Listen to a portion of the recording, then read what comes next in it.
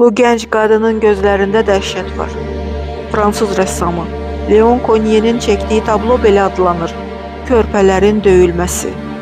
Kralı İrod əmr edib ki, Vifleyem şəhərində yeni doğulmuş körpədən 2 yaşına qədər olan bütün oğlan uşaqlarını əskərlər döysünlər. Əlbəttə, döymək kəlməsi öldürmək mənasındadır.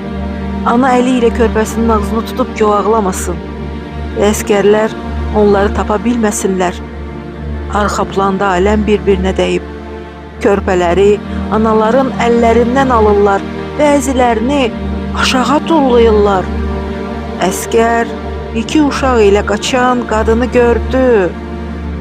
Bir ananı isə başqa bir əskər artıq ələ keçirib. Görəsən bu ana öz körpəsini xilas edə biləcəkmi?